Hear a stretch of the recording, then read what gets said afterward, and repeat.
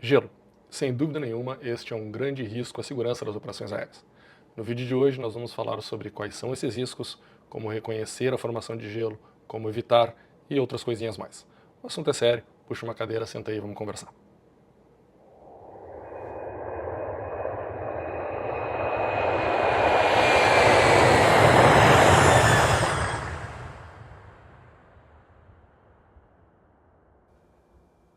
Olá pessoal, tudo bem com vocês? Bem-vindos de volta a mais um vídeo do canal EcoPerformance. Primeiro de tudo, um disclaimer. Pouco tempo atrás ocorreu um trágico acidente aqui no Brasil que vitimou 62 pessoas. Se por um acaso você veio atrás de informações sobre este acidente, veio ao lugar errado.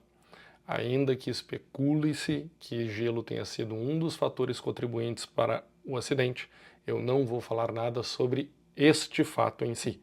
Vou falar sobre gelo e vamos estudar este assunto de forma absolutamente genérica. Então, se você veio atrás de conhecimento sobre operação em condição de gelo, sobre como evitar esse tipo de situação, por favor, puxa uma cadeira, eu já falei, senta aí, vamos conversar, que o assunto é bem interessante e muito sério. Se você veio atrás de informações sobre o acidente, pode procurar outro lugar. Combinado? Bom, seguimos adiante. O gelo. Vamos voltar bastantes passos para trás e entender como o gelo se forma. O gelo se forma quando a água fica abaixo de 0 graus, muitos vão dizer. Sim, e ao mesmo tempo não. Existe água em estado líquido em temperaturas bem abaixo de 0 grau. O que acontece então? Acontece que nós temos que ter coisas a mais do que simplesmente uma temperatura baixa e água. Nós precisamos ter um núcleo de condensação. Normalmente esses núcleos de condensação que acabam gerando pedras de gelo enormes que ficam dentro de nuvens cumulonimbus são sujeira ou poeira da própria atmosfera. O que acontece dentro de uma nuvem cumulonimbus? Em algum momento, uma partícula de água envolta em um núcleo de condensação muito pequeno sobe, atinge um ponto de resfriamento, ela sobe por correntes convectivas, congela, fica meio pesada, desce, coleta mais água que fica ao redor desse núcleo, sobe, volta a congelar, e aí nós temos aquela bola de gelo gigantesca do tamanho de uma bola de beisebol se formando. Esse gelo, eu não posso dizer que ele não é perigoso, muito pelo contrário. Algumas imagens que eu vou passar agora para vocês mostram que ele é bem perigoso. Entretanto, eu diria que ele é um gelo mais simples de ser combatido. O que eu quero dizer com isso antes que me crucifiquem? Que o radar costuma enxergar esse tipo de situação de forma mais fácil. Eu tenho grandes correntes convectivas de água e gelo misturado, o radar enxerga essas nuvens como nimbos e os pilotos contornam elas. Entretanto, o gelo que eu quero discutir com vocês é aquele gelo que se forma no avião agarrando na asa, no motor, no para-brisa e tudo mais. Da onde vem esse gelo? Esse gelo normalmente ele é uma característica de situações mais estabilidade atmosférica e não tanta instabilidade atmosférica como é um CB. Vamos supor que você esqueceu uma garrafa de cerveja no freezer. Eu sei, um sacrilégio para muita gente. Mas acontece que quando você abriu o freezer, apesar da baixa temperatura, você viu ali ainda a cerveja em estado líquido. Quando pegou a cerveja, agitou a garrafa, num simples tirá-la do congelador, quando abriu a cerveja, tudo congelou. Por quê? O que acontece? Acontece que a água, quando ela está num estado mais inerte, ela também consegue permanecer em estado líquido mesmo a baixas temperaturas. Quando ela sofre uma pancada, quando ela sofre uma perturbação, aí ela se congela. Por que eu estou falando disso? Porque no avião acontece mais ou menos isso. O avião, quando atravessa a nuvem, é esse estado perturbador. É ele que vai fazer com que a água dentro da nuvem congele. Então, quando eu já tenho dentro da nuvem pequenas partículas de gelo, tenho neve, tenho até pequenas pedrinhas de gelo, essas pedras elas são ouvidas, elas são até bem barulhentas, elas vão bater no avião, mas elas não são necessariamente sozinhas perigosas ao voo, porque elas batem no avião e saem para o lado. Você pega uma pedra de gelo, joga em algum objeto, esse objeto ele bate nele e se quebra. Agora, quando esse objeto, o avião, é um objeto extremamente gelado, ele está voando em altitude, e ele encontra uma água em suspensão, também extremamente gelada, quando um encosta no outro, essa água imediatamente congela. Então o perigo que nós temos é da água em baixa temperatura que se torna gelo no avião. Isso é uma coisa que às vezes não fica muito clara. Eu não estou necessariamente preocupado com o gelo em suspensão e o avião atravessando o gelo, porque esse não vai grudar no avião. Eu estou muito preocupado com a água em baixa temperatura, ainda em estado líquido, e quando o avião atravessa essa região em que ele encontra várias gotículas de água em estado líquido, mas elas colam no avião e grudam e congelam imediatamente. Existem duas formas bem clássicas, existem outras, mas vamos falar de duas clássicas desse gelo grudar no avião. Esse gelo, se a água for em gotículas muito, muito, muito pequenas, ele forma como se fosse uma pequena neve no avião. Você vê aquilo como se fosse aquela gelo de congeladores antigamente que não era o tal do frost free, aquela camada de gelo esbranquiçada e farelenta. Ou quando essas gotas de água são um pouco maiores, quando elas batem no avião, elas conseguem formar um gelo mais claro, um gelo tipo uma pedra de gelo propriamente dita. Ambas são perigosas e o maior dos perigos é quando essas duas coisas ficam combinadas. Mas vamos lá. Começou a grudar gelo no meu avião. Como eu reconheço que eu tenho uma condição de gelo? É só porque no para-brisa começou a grudar gelo? Não. A condição de gelo ela pode ser reconhecida por uma umidade, ou seja, eu tenho nuvem do lado de fora, não é porque a temperatura é extremamente baixa que obrigatoriamente eu tenho gelo, eu posso falar em temperaturas de menos 40, menos 50, menos 60 graus, se não houver umidade na atmosfera eu não tenho gelo. Mas então eu tenho que ter uma combinação sempre de dois fatores. Esses fatores são temperatura baixa e umidade presente. As duas coisas combinadas se tornam um risco do gelo. Qual é a umidade presente? A umidade presente é a nuvem e dentro dela nós teremos gotículas de água pequenas, médias, grandes, isso vai depender de nuvem para nuvem. E nós temos a situação da temperatura. Qual é a temperatura que é risco para nós? Alguns vão dizer abaixo de zero. Meia verdade. Acontece que dentro do avião nós temos um cenário em que o termômetro, que é indicado aos pilotos, ele tem uma temperatura que não é a temperatura do ar externo. Isso até a gente consegue saber através de cálculo, mas a temperatura passada para o piloto é através de um termômetro chamado termômetro TAT, significa Total Air Temperature. Ele vai aparecer na tela para vocês. Esse termômetro, ele mede a temperatura do ar que está logo ao lado da estrutura do avião.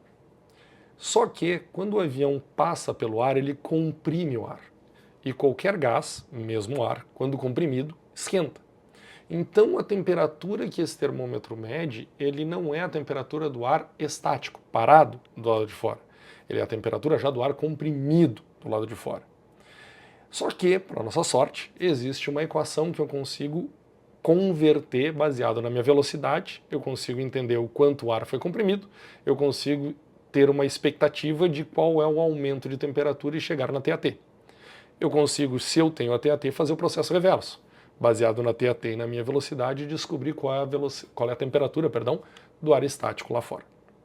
Bom, dito isso, então, qual é o range de temperaturas que me preocupa? Qualquer temperatura Total Air Temperature que seja abaixo de 10 graus Celsius positivos. Essa já é uma temperatura preocupante. Temperaturas que sejam superiores a 10 graus Celsius positivos. De novo, não estou falando da temperatura do ar, eu estou falando da temperatura do ar em contato com o avião, que é a tal da TAT. Superiores a 10 graus Celsius positivos, não haverá, ou espera-se que não haja, formação de gelo na aeronave. A estrutura da aeronave está numa temperatura em que o gelo não vai aderir nela. Entretanto, se eu tiver também temperaturas muito, muito frias, temperaturas em que o ar estático já está abaixo de menos 40 graus, eu não preciso me preocupar. Por quê? Porque não há gelo? Não, o gelo ele até existe. O problema é que não existe água. E como eu falei para vocês, o gelo que é perigoso ao avião não é aquele que bate no avião e sai. É aquele que gruda ao avião. E o gelo não gruda sozinho, ele tem que primeiro chegar no avião em formato líquido, a água tem que chegar em formato líquido no avião. Então eu tenho uma escala de temperaturas aqui que é a escala, digamos assim, preocupante. Qualquer temperatura indicada pelo termômetro do avião, TAT, menor do que 10 graus positivos, e qualquer temperatura que seja maior, mais quente que 40 graus negativos no ambiente de forma estática. Se tiver fora desse range, se for temperaturas mais quentes do ponto de vista de TAT, se for temperaturas mais frias do ponto de vista de ar estático do que menos 40, ou seja, menos 45, menos 60, não interessa, essas temperaturas não são preocupantes porque eu não tenho água no formato líquido para bater no avião e se tornar gelo. Bom, dito isso, eu tenho as áreas de maior preocupação. Qual é a área de maior preocupação? A área de maior preocupação é onde eu tenho gotículas de água grandes em suspensão numa faixa de temperatura que está entre 0 e até menos 15, menos 20 graus Celsius. Esse é o maior perigo, porque essas gotículas de água estão ali só esperando por um núcleo de condensação. Esse núcleo de condensação é o próprio avião. Quando o avião entra nessa nuvem, uma pedra gelada esperando por água para aderir ao avião e ali sim congelar. Muito bem, agora vamos falar de uma vez que o avião entrou numa situação de gelo, o que acontece?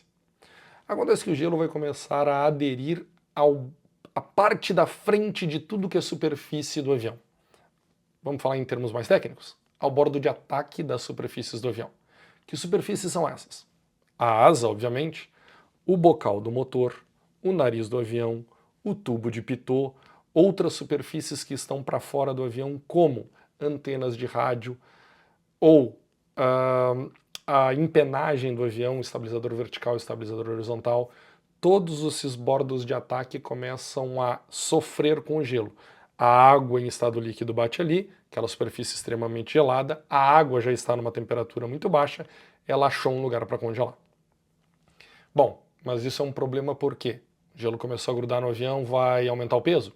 Sem dúvida. Mas eu diria que o peso aumentado é o menor dos nossos problemas. Nós temos outros muito mais graves. Quais são eles? A asa ela gera sustentação porque ela deforma o ar. O ar passa por cima e por baixo da asa e ele é deformado e essa deformação altera a pressão estática, altera a velocidade. Se quiser, um dia no futuro, até tem alguns vídeos aqui já no canal que falam sobre isso, sobre gerar sustentação.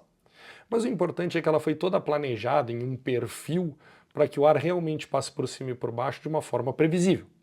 No momento que essa parte da frente da asa começa a sofrer toda uma deformação aerodinâmica, porque começa a acumular ali gelo, o ar passa por cima e por baixo da asa de uma forma toda bagunçada e não prevista. Como não era previsto, o que acontece? Acontece que ele está aumentando o arrasto, o avião está tendo dificuldade de manter a velocidade porque algo está sendo, um parasita está se aderindo ao avião, e mais do que isso, ele começa a não ter mais informações confiáveis no que diz respeito ao piloto conhecer qual é, por exemplo, o ângulo de ataque que o avião estola. A velocidade em que esse ângulo de ataque ocorre quando a gente está com um G. O que acontece? Eu tenho, por exemplo, uma asa que estola sempre no ângulo de ataque de 15 graus. Esse ângulo de ataque de 15 graus no peso XYZ do avião costuma ocorrer, se tiver com um fator de carga de 1G, a velocidade de 150 nós. Quando eu tenho gelo ali, o ângulo de ataque que essa asa vai estolar, ou seja, que ela vai passar a produzir menos sustentação do que o peso do avião, vai ser um ângulo de ataque mais baixo, porque eu não consigo prever qual é esse ângulo de ataque. Ele pode ser 13 graus, pode ser 12 graus, pode ser 5 graus. E isso vai acontecer, inclusive, numa velocidade muito mais alta do que aqueles 150 nós. Vai acontecer com 170, com 180, com 200 nós. Então, o meu primeiro problema está no voo propriamente dito. A minha asa deixa de ser tudo que foi planejado pelo engenheiro e passa a ser uma coisa qualquer que está sendo experimentada pela primeira vez. Então, eu preciso me livrar do gelo na asa. Como se faz isso? Existem vários sistemas. Aeronaves comerciais, de maneira geral, aquecem o bordo de ataque da asa. Aquecem como? Duas formas. Uma 99% dos aviões comerciais fazem. Usam ar quente tirado de dentro do motor e redirecionam por canos que estão no bordo de ataque da asa. Esses canos, obviamente, são furados para que não exploda por pressão aquele negócio, e esse ar ele é vazado logo em seguida. Mas deixa esse cano quente. Quando ele esquenta, ele não permite que o gelo fique ali. É como você pegar uma superfície que você aquece, você cria água nessa superfície, o gelo ele vira... Desculpa, a água obviamente o gelo é. Você transforma a água em estado líquido nessa superfície e faz com que o gelo descole dessa superfície correndo para trás. O próprio vento leva ele embora. Existe o 787, que faz a mesma coisa através de resistências elétricas no bordo de ataque, e existe também aeronaves de normalmente menor performance. Quando eu digo menor performance aqui, leia-se velocidade.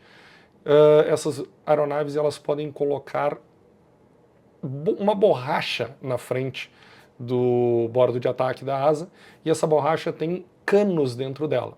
Canos que são não rígidos, mas infláveis, como se fossem balões. Uma vez que é mandado ar para esses balões, eles inflam e ao inflar eles quebram a borracha. Eles chutam a borracha da asa, por isso eles são chamados de boots, botas, no sentido de que é uma peça que dá um chute no gelo. Bom, uma vez que isso acontece, eu tenho que desinflar esses canos. Por que eu tenho que desinflar quando eles são de borracha e eu não posso mantê-los ligados o tempo todo? Qual é a diferença entre o sistema que eu tenho um cano que passa ao longo, no sentido longitudinal da asa, e mantém aquele espaço aquecido para que o gelo não se forme, ou, caso tenha se formado, para que se quebre, e eu tenho essas canos infláveis de borracha? Qual a diferença entre esses dois sistemas? Um deles, que é o dos aviões que tem esse cano metálico e que aquece o ambiente, aquece aquele bordo de ataque, ele pode ser usado tanto para tirar o gelo dali, como eu falei, quanto pode ser usado para evitar que o gelo ali se forme a qualquer momento. No caso daqueles que são esses canos de borracha, eles têm que ser utilizados sempre expulsando o gelo que se formou. Eu espero o gelo se formar, expulso ele e desligo o sistema. Tem aviões que isso é automático, tem aviões que isso é comandado pelo piloto, tudo bem. Mas o importante é que o sistema tem que agir e voltar para o lugar. Agir e voltar para o lugar. E por que ele não pode ficar agindo o tempo todo? Por que ele não pode ficar simplesmente inflado? Porque no momento que eu permito que aquelas válvulas fiquem infladas, esses canos fiquem inflados, o gelo agora passa a se formar com um novo molde, digamos assim. E o molde é esses canos, esses boots inflados. Quando você tentar expulsar esse gelo dali, esse boot vai desinflar, inflar, desinflar, inflar, mas ele não tem mais o alcance para bater no gelo e realmente expulsar ele dali.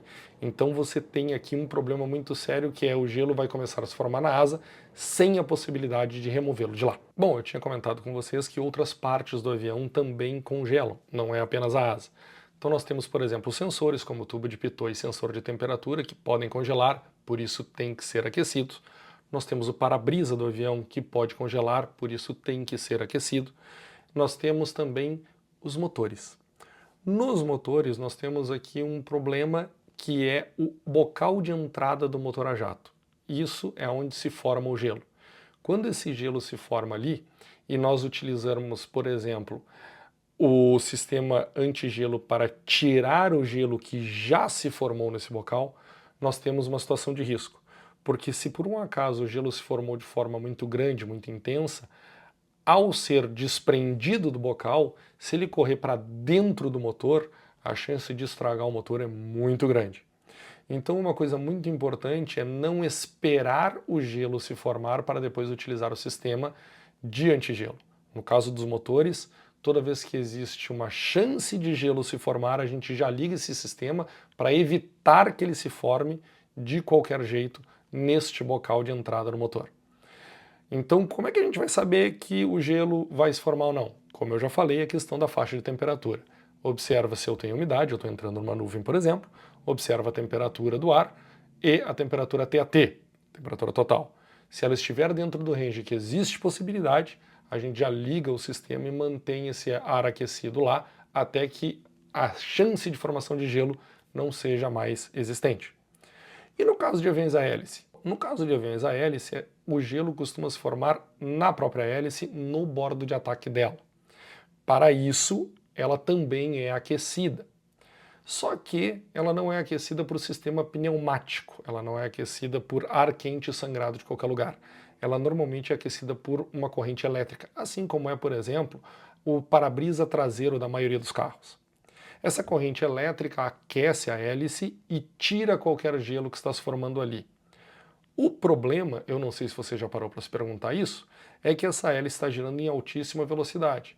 E se eu tenho gelo formado no bordo de ataque dela e essa hélice solta o gelo contra a aeronave, isso não seria um problema para a estrutura do avião?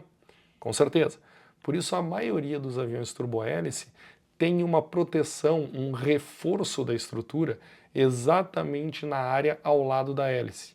E isso acontece por quê? Porque quando a hélice joga gelo contra essa estrutura ela é reforçada para aguentar essas pancadas. Passageiros eventualmente sentados ali vão ouvir pequenas pedradas no avião, como se fossem pedras pequenas, sendo atiradas contra o avião justamente naquela lateral. É o avião se livrando do gelo na hélice.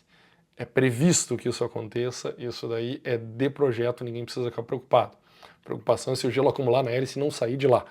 Mas não, ele saindo de lá, ele será atirado para todos os lados, inclusive contra a própria fuselagem, que é feita para resistir a isso. Muito bem, mas e se eu encontrar uma condição de gelo muito severa? Ou seja, eu estou voando numa região que tem grandes gotas de água líquida em temperatura baixíssima e que eu estou atravessando. Essa água começa a grudar no avião e se tornar gelo. O que eu faço? Bom, a gente liga os sistemas antigelo. Mas e se os sistemas antigelo começam a não dar conta do recado? Eles não conseguem expulsar o gelo e ele se forma mais rápido do que eu consigo tirar ele de lá. Bom, aí nós temos o que a gente chama de formação de gelo severa. Formação de gelo severa é toda vez que o avião perde a capacidade de expulsar o gelo está se formando mais rápido do que ele consegue tirar ele de lá. Bom, com formação de gelo severa, o avião só tem uma saída: sair desta condição. Ele não consegue, os sistemas do avião sozinhos não vão conseguir dar conta do recado. Eu tenho que fugir deste cenário. Existem 3 formas de fugir desse cenário: descer para uma região mais quente, subir para uma região mais fria em que o gelo, ou melhor, que a água já esteja em formato sólido, já esteja como gelo e não mais como água. Ou ainda acelerar o avião. Pode parecer um contrassenso, mas não é. Lembra que eu falei que a TAT, quando ela é maior do que 10 graus, ela começa a não oferecer, o cenário começa a não oferecer mais um risco de que a água grude no avião e se torne gelo. A água no formato líquido grude no avião e se torne gelo. Então o que eu faço? Eu posso acelerar. É óbvio que se a temperatura TAT está menos 2, menos 3, não adianta acelerar nada, porque até chegar em mais 10 eu vou ter que estar na velocidade do som. Não é esse o objetivo. Mas eu estou com uma temperatura TAT de mais 7, mais 8, ganhar 20, 25 nós pode reduzir a minha exposição ao gelo simplesmente aumentando a temperatura, total air temperature, ao redor do meu avião. São 3 cenários que a gente pode encontrar aqui. Mas lembre-se, gelo severo é uma condição de emergência. Declare emergência e desça. Declare emergência e suba. Não espere por autorização do controle de tráfego aéreo. Fuja deste cenário antes que o seu avião perca a capacidade de voar dentro daquela condição. Mais uma vez, nós não sabemos qual é o ângulo de ataque do stall. Aqui nós temos uma coisa muito grave. O avião foi programado para te informar o stall em um ângulo de ataque próximo daquele que foi treinado, ensaiado, provado o stall. Quando a gente tem uma condição de gelo, muitos fabricantes, associados aos sistemas ligados, baixam o alerta, baixam o ângulo de ataque cujo alerta é acionado, melhor dizendo. Então você vai perceber o alerta de stall em velocidades mais altas. Mas essas velocidades não são necessariamente aquelas que vão acontecer o stall. Pode ser que o stall aconteça em velocidades inclusive mais altas que o alerta foi gerado.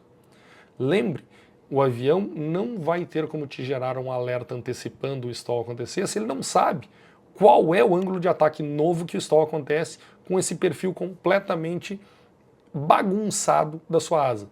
Então saia de lá, mantenha a velocidade alta e fuja do cenário de gelo. Eu vou fazer mais um vídeo aqui no canal explicando não o gelo em voo, mas o gelo no chão. Como a gente faz para operar quando a gente tem gelo no chão. Neve, gelo na pista, etc, etc, etc.